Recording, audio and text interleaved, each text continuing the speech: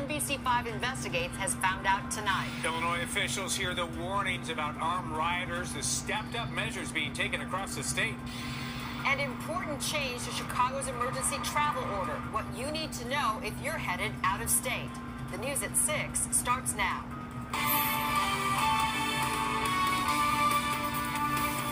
Good evening, I'm Allison Rosati. And I'm Rob Stafford. Breaking at 6. The threats on Washington are becoming more real. Tonight, a suburban man is in custody. That's him right there. The feds say he threatened to kill Democrats at next week's inauguration. He had a hearing late this afternoon. NBC5 Investigates has been looking into his criminal past. Trina Orlando is live with more on that. Trina? Arab Louis Capriati was arrested early this morning near his home in Chicago Heights. The arrest came after a months-long investigation that revealed repeated anonymous threats that were left on voicemail boxes that were left from members of Congress. 45-year-old Louis Capriati has been arrested for allegedly making threats toward members of Congress as well as the President and Vice President-elect of the United States.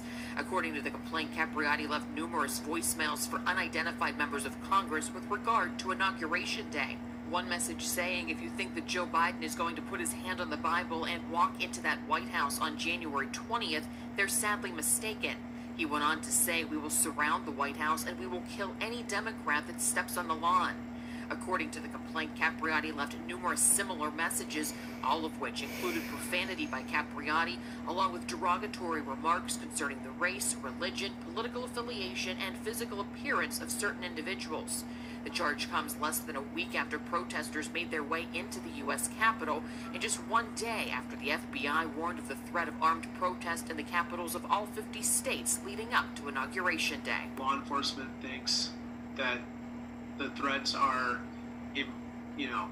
they are more than just speculation, and I think that we have to take them very seriously. And Capriati will remain in custody pending the outcome of a hearing on Friday. We are live tonight. I'm Trina Orlando, NBC5 News. And Trina, right now plans are being finalized for security at the presidential inauguration.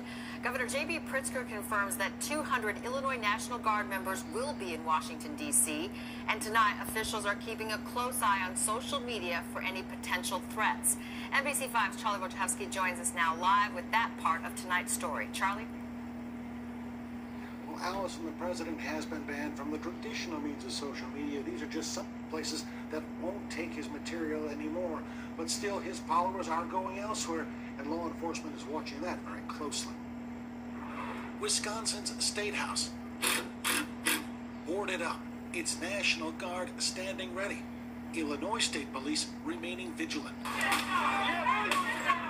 All in the wake of violent attacks on the U.S. Capitol, and a warning from the FBI that similar storming events could happen between now and Inauguration Day. I'm disturbed that we have a far right and a far left, and both of them are scary. Former Chicago Police Superintendent Gary McCarthy says we need to take threats like these seriously and keep an eye on social media where these attacks were organized and planned. At the end of the day, we have actually stopped violence by monitoring social media.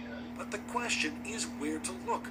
Facebook, Instagram, Twitter, and Snapchat have all banned Donald Trump from their platforms. They're really trying to limit the creation of the material at the top level and hope that that reduces some of the kind of downward trickle of sharing this type of inflammatory false information.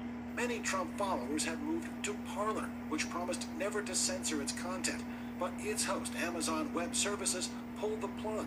And now Parler is all but out of business. This is a moving target. We would be really naive to think that the problem is solved after this. And law enforcement experts say confrontations like those last week in Washington pose a special challenge for officers.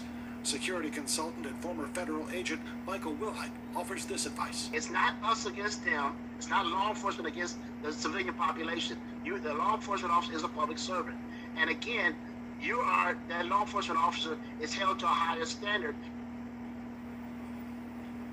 And this is one of the websites where law enforcement is focusing its attention. Gab is a social media platform known for its alt-right and conservative views. But the scary thing right now, in the last 48 hours, 1 million people have signed up to use that platform. Reporting live in Streeterville, Charlie Wojciechowski, NBC 5 News. Charlie, thank you. Illinois Congressman Brad Schneider tonight says he has contracted the